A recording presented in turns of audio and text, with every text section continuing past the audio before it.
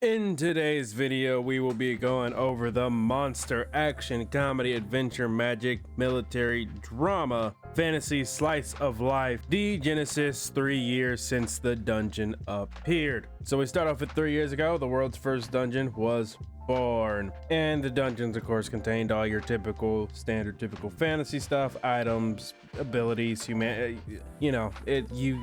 read a fantasy novel before. We go to the present day of 2018 where we meet our main protagonist, Kaigo, who of course seems to be on his way to work, I think, or he could be on his way home. And getting yelled at on your way home, that's a terrible way. That's a terrible job. And as he's on his job getting fussed at by boss, manager, doesn't really matter. He's just getting yapped at about why didn't he do this? He should have did this properly.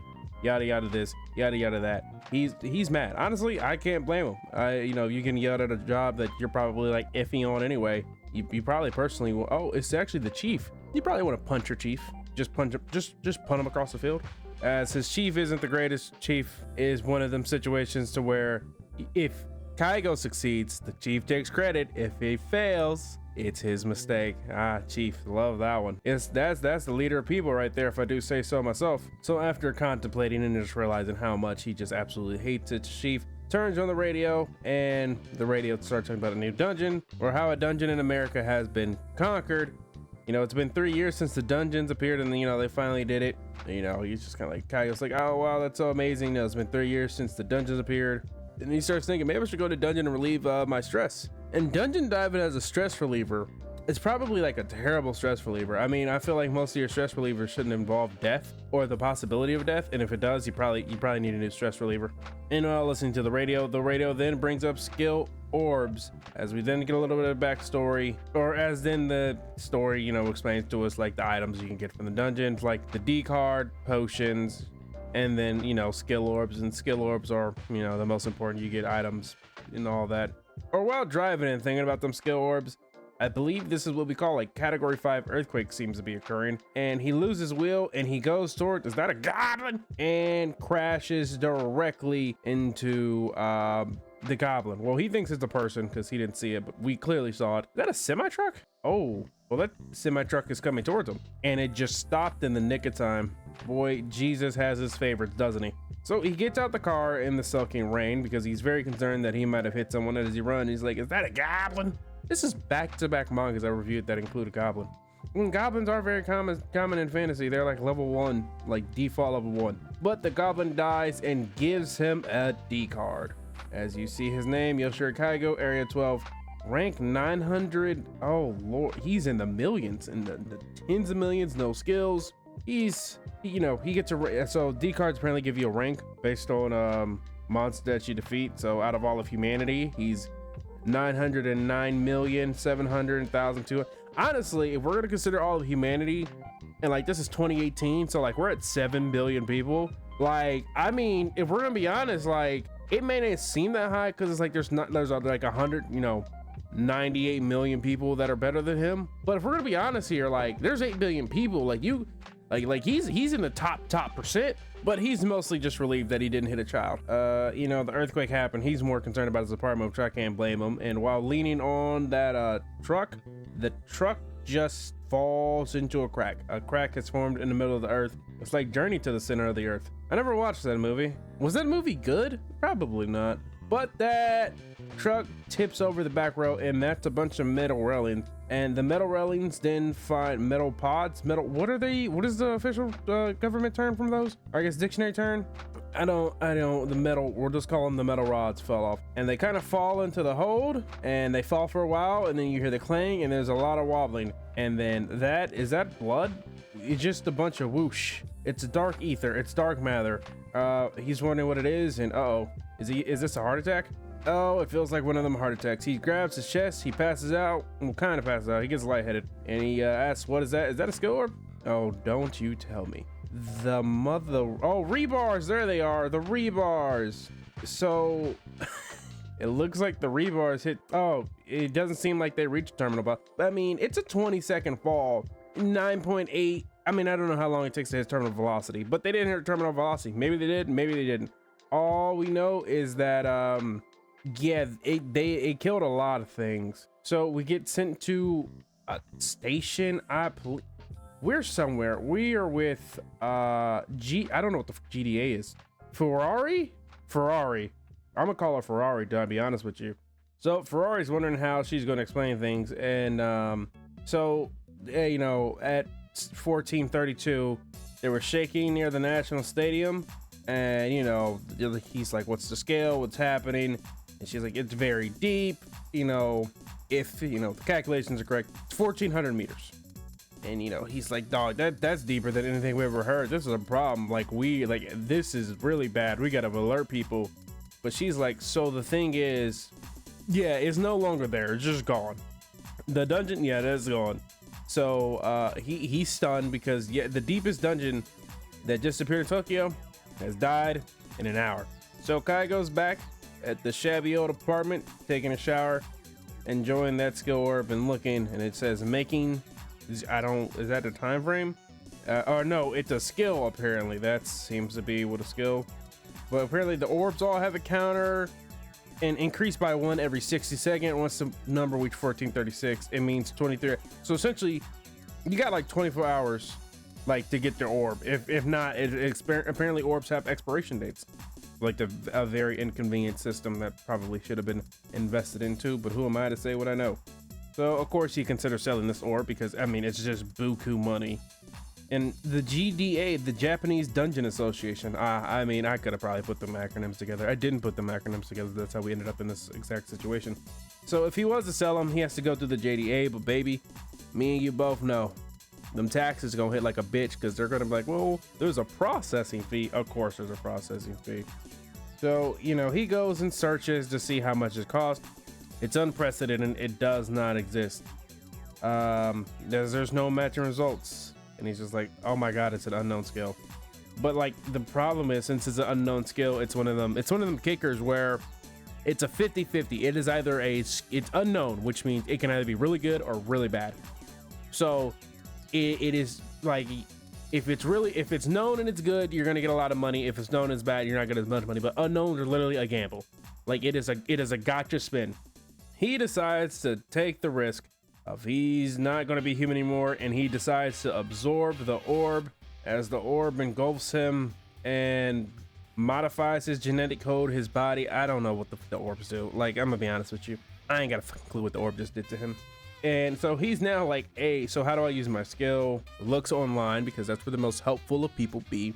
When they say you'll know somehow, like I said, useless. You're all fucking useless. Like, I hate to say it to you. A lot of you people online are useless. You provide nothing in manga or in reality. So after looking around for a while, he just realizes they're useless. Nothing. He has no idea how to use it. They've provided no information to him. Everyone's just like, you'll know somehow. Great. So now he first has to look inside where did he live his D card.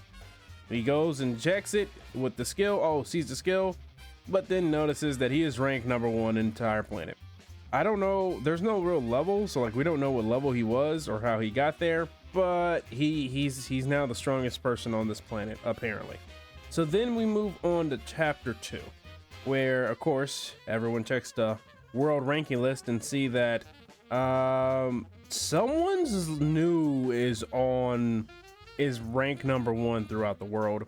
You know, there's chatter, everyone's like, who is it, yada yada. And of course, we now meet rank number 1, who is having to rush to work because he overslept, because he was searching the web, because he just found out all of a sudden he is now ranked number 1 in the entire world, which, I mean, is understandable. It's like hitting the lottery, except he technically can't quit yet. So him being first place now, he's like, all right, how strong am I? Does that mean I have officially surpassed the human limit? No, he can't crush the doorknob. He doesn't feel any stronger, so he doesn't understand it all. Information is useless, but guess who he gets to meet? His boss.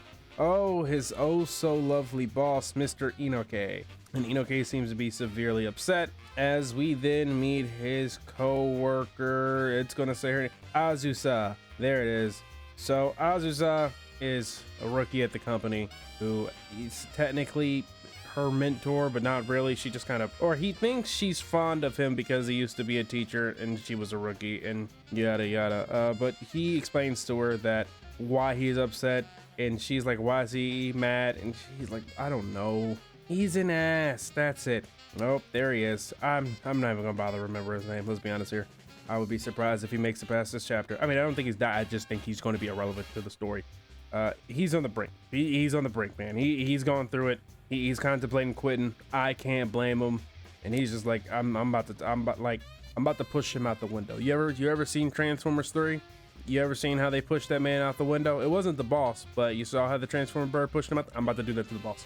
And she's like, are you really gonna quit if you end up quitting with voluntary? Like, it's not the greatest.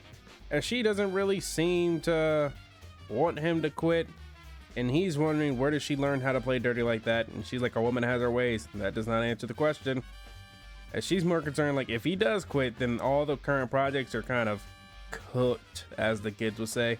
He's like, it probably not. I think you guys, well, it's not likely. You guys will probably figure it out. And she starts contemplating, you know, if she should quit too. And he's like, why would you quit? Where would you go if you quit? You are a rookie. You can't just up and quit.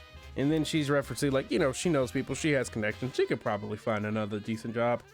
So then she asks, of course, the all-important question. What is he going to do once he quits? And he's just kind of like, dungeon diving, probably. And she's, what do you mean dungeon diving? What do you mean dungeon? He's like, you don't know about dungeon? No, she very clearly knows about dungeon, but that's kind of surprising considering he's been, she saw him more as a brains guy instead of a bronze guy. And he's not very fond of that, as it is possible to be both. As he hits her with a, you know what dungeon cards are? Of course she knows what dungeon cards are, as she has one herself, as back in her college years. God, college students. They went several places, got some dungeons, and get in a car because that's all about it. And, you know, so what's her rank? She's like, around 90 million. You know, being the true Chad that he is. Of course, he can't help but brag.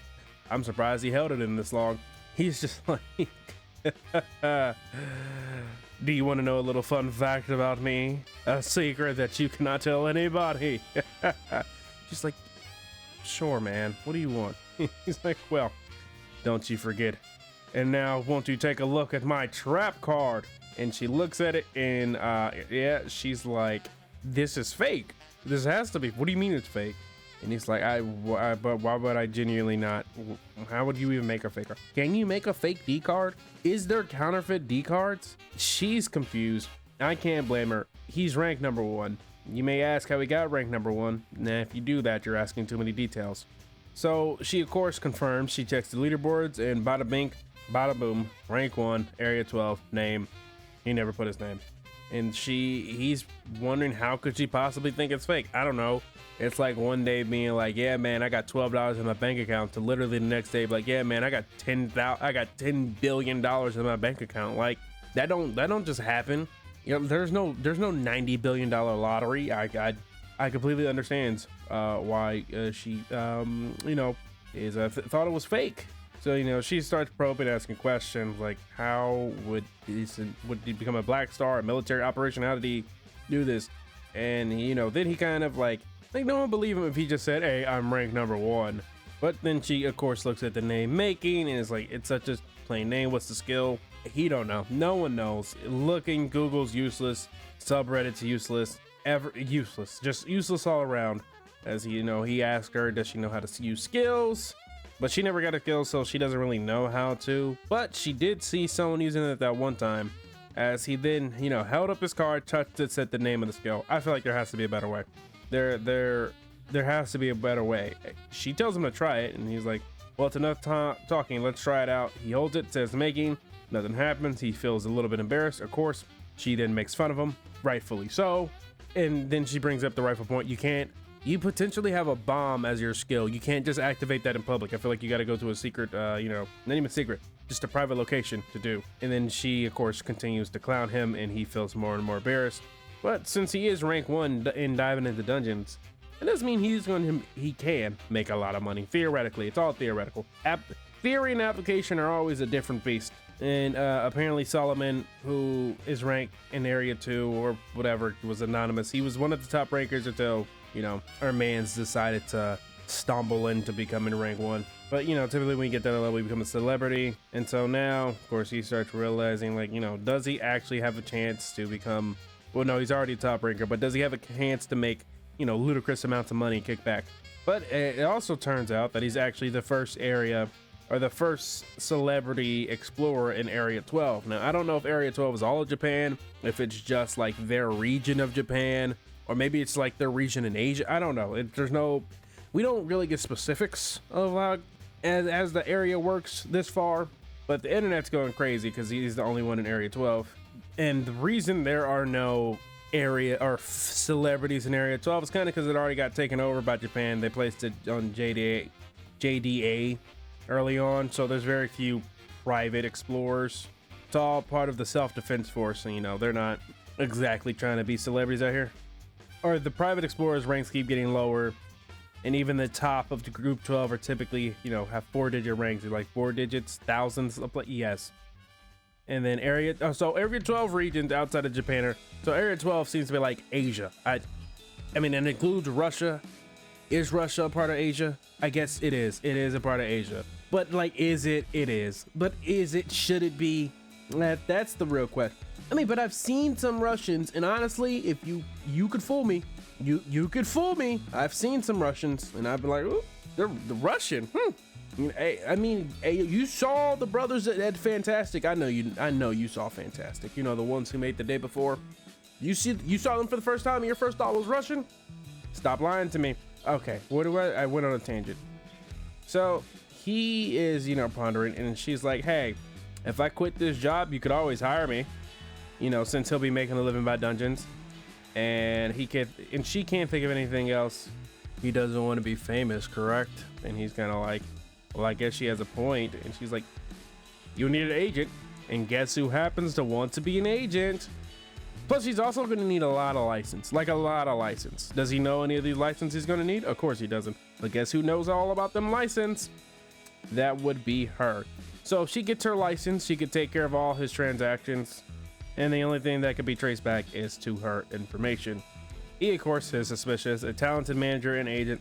What is her true intentions? What does she want out of it? And she's just excited to start working with him. And well, she's like a salesperson, and I guess she won.